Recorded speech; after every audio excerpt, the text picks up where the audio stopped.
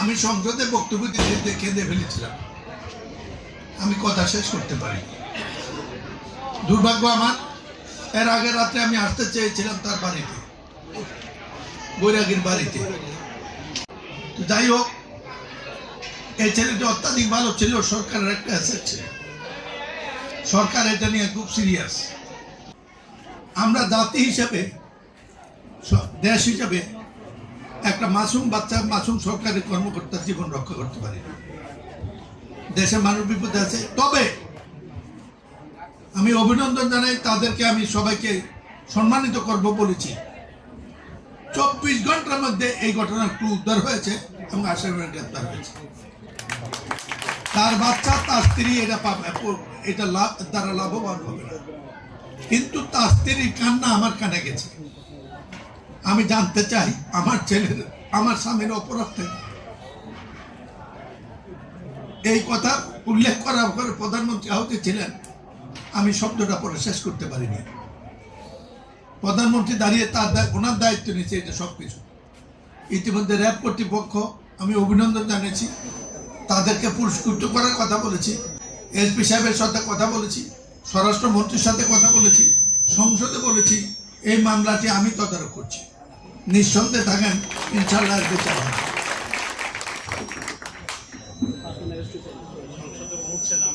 আর ইতিমধ্যে, তবে এই কথা সত্য, আমি তার স্ত্রীর সাথে দেখা করে দেব, তার ওই কথা, আমি যতই বিচার করি, সরকার যতই বিচার করুক, ও তো ওর স্বামী ফিরে পাবে না, তার মাসুম বাচ্চারা তো বাবা পাবে না।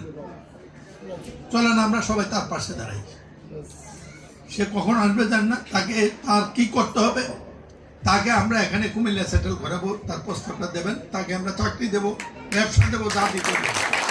তার বাচ্চাটা নিয়ে এখানে সে থাকুক, আমরা, আপনারা দেখে রাখেন। আমরা বাকি চাকু আছে, যেটা ও করতে পারবে না, বাকিটা আমি করবো। আলাপ করে আমরা দুবে মিলে তাকে এনে সেটেল করবো, যা লাগে। তার জন্য যদি খাট জমি বন্দোবস্ত করে দিতে, আমরা বন্দোবস্ত করে কথা দিলাম।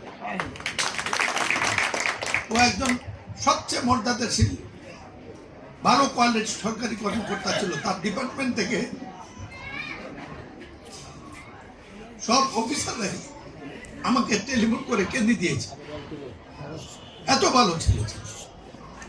তার ফ্যামিলি কবে আসবে আমাকে জানাবেন, আমি এসে দেখে, সাক্ষী একটু টাইম রাখো, আমরা এসে তার পরিবারের যা দায়িত্ব আমরা গ্রহণ করলাম।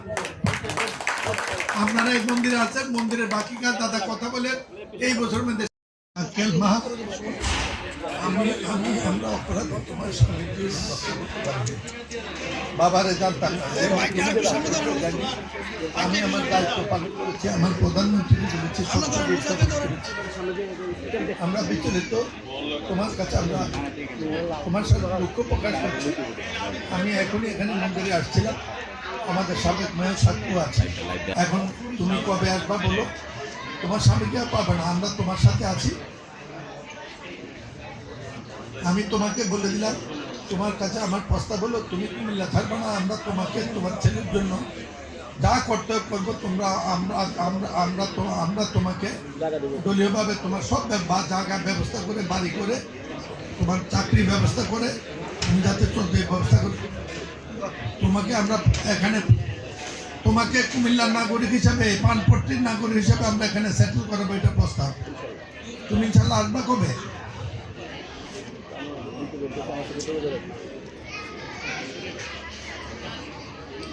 করে দেব, কথা দিলাম রে বাবা, কথা দিলাম। কেন না, তোমার কাছে কথা বলার আগে আমি কথা বলে ফেলেছি। আমি তখনই আসতে চাইছিলাম, কিন্তু সেই মুহূর্তে তথ্য জানার আগে এসে কি বলবো, বিকেলে আসবো বলছিলাম, পরে তারা বলে যে তুমি নাকি চলে গেছো। আমি কালকেও খোঁজ নিয়েছি তুমি আসছো কিনা।